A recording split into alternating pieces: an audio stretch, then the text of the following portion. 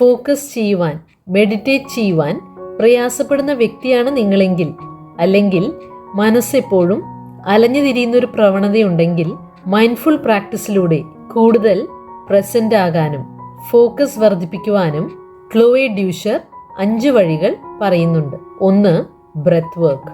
ഇവിടെ നമ്മൾ ബ്രീതിങ്ങിൽ ഫോക്കസ് ചെയ്യുന്നു, ഒപ്പം തന്നെ കൗണ്ടും ചെയ്യുന്നു. 4-7-8 ബ്രീതിങ് ടെക്നിക് ഇതിനായി സഹായിക്കുന്നതാണ്.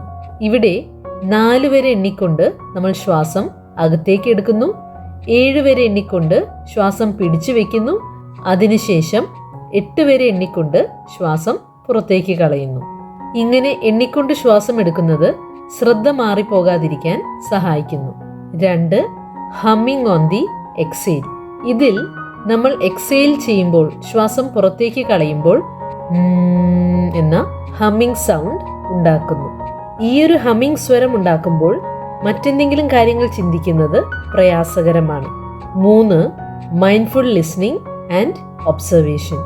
ഇതിൽ പ്രകൃതിയിലൂടെ നടക്കാൻ പോകാം, ഫോണൊന്നും കൂടാതെ. ചുറ്റുമുള്ള കാര്യങ്ങളെ പരമാവധി കാണാനും കേൾക്കാനും ശ്രമിക്കാം. തിരിച്ചെത്തുമ്പോൾ മറ്റാരോടെങ്കിലും കണ്ടതും കേട്ടതുമായ കാര്യങ്ങൾ വിവരിക്കണം എന്ന പോലെ അത് ചെയ്യാൻ ശ്രമിക്കുക. 4. Body scanning. ഇതിൽ നമ്മുടെ തല മുതൽ പാദം വരെ ഓരോ ഭാഗത്തിലൂടെയും മെന്റലി സ്കാൻ ചെയ്യാം. ഓരോ ഭാഗത്തും എന്ത് അനുഭവപ്പെടുന്നു, ടെൻഷനോ വേദനയോ എന്തെങ്കിലും അനുഭവപ്പെടുന്നുണ്ടോ എന്ന് എക്സ്പീരിയൻസ് ചെയ്യാൻ ശ്രമിക്കാം. വിശകലനമൊന്നും ചെയ്യാതെ, അവയെ ജഡ്ജ് ചെയ്യാതെ. ഇത് നമ്മുടെ അവബോധം വളർത്താൻ സഹായിക്കുന്നു. 5. വിഷ്വലൈസേഷൻ. ഇതിൽ നമ്മൾ ആകാൻ ആഗ്രഹിക്കുന്ന കാര്യം അല്ലെങ്കിൽ നേടാൻ ആഗ്രഹിക്കുന്ന കാര്യം മനസ്സിൽ കാണാം. അത് എങ്ങനെ അനുഭവപ്പെടുന്നു, ഞാൻ എവിടെയായിരിക്കും, എങ്ങനെയായിരിക്കും എന്നെല്ലാം യഥാർത്ഥത്തിൽ സംഭവിക്കുന്ന പോലെ കാണാനും അനുഭവിക്കാനും ശ്രമിക്കാം, വളരെ ഡീറ്റെയിൽഡായി.